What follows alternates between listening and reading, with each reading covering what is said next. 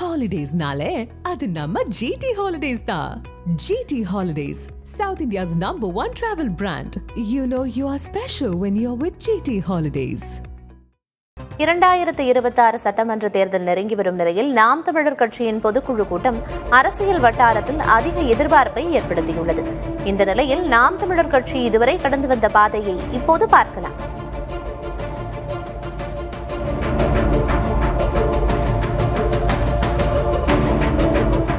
பகைவர் நடுங்கும் படையாகும் படையை பெருக்கு தடையை நொறுக்கு இனத்தின் விடுதலையே இறுதி இலக்கு. 1958ஆம் ஆண்டு ஆதித்தனாரால் தொடங்கப்பட்ட நாம் தமிழர் கட்சி 2010 சீமான் தலைமையில் மீண்டும் புத்துயிர் பெற்றது. தமிழ் தேசியம், தனி ஈழம் என்ற கோரிக்கைகளை முன்வைத்து திராவிட அரசியலுக்கு மாற்றாக தன்னை நிலைநிறுவ முயன்றார் அக்கட்சியின் தலைமை ஒருங்கிணைப்பாளர் சீமான். தமிழர் அல்லாதவர் பாதுகாப்பாக வாழ்வதற்கும் ஆள்வதற்குமாக கொண்டு வரப்பட்ட ஒன்றுதான் திராவிடம்.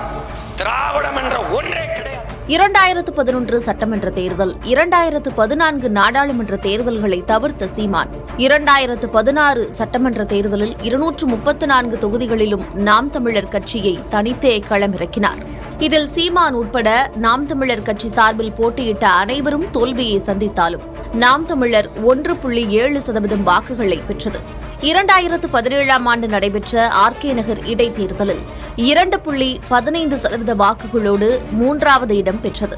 இதேபோல 2019 நாடாளுமன்ற தேர்தலிலும் 3.9% வாக்குகளை பெற்றது. 2016 தேர்தலின் போது கிடைத்த மெழுகுவர்த்தி சின்னம் இல்லாமல் கரும்பு விவசாய சின்னத்தில் போட்டியிட்டது குறிப்பிடத்தக்கது. அதன் பிறகு தமிழ்நாட்டில் நடைபெற்ற 22 தொகுதிகளுக்கான இடைத்தேர்தலிலும் 3.15% வாக்குகளை பெற்றது. 2021 தேர்தலிலும் 6.6% வாக்குகளை பெற்று திமுக, அதிமுகவுக்கு அடுத்தபடியாக 3வது இடத்தை பிடித்தது. 2024 நாடாளுமன்ற தேர்தலில் 8% மேல் வாக்குகளை பெற்ற நாம் தமிழர் கட்சி இந்திய தேர்தல் ஆணையத்தின் அங்கீகாரத்தையும் பெற்றது. ஒற்றை மகன் 36 லட்சமாக முடியும் என்றால் 36 லட்சம் எத்தனை கோடியாக முடியும் என்பதை இதுவரை எந்த கூட்டணியிலும் இடம்பெறாமல் தனித்தே களம் காணும் நாம் தமிழர் கட்சி ஒவ்வொரு தேர்தலுக்கும் ஒரு சின்னத்தை தந்தாலும் தளராது களத்திலே நின்று தோற்றாலும் இன்னும் துணிந்து களத்திலே நிற்கிற ஒரு புரட்சிகர அரசியல் படை.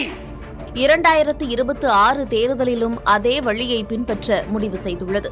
அதே நேரம் விஜயின் தமிழக வெற்றிக் கழகம் 2026 தேர்தலில் முதல் முறையாக களம் காண்பதால் இனிமேல் நாம் தமிழர் கட்சியின் செல்வாக்கு எப்படி இருக்கும்?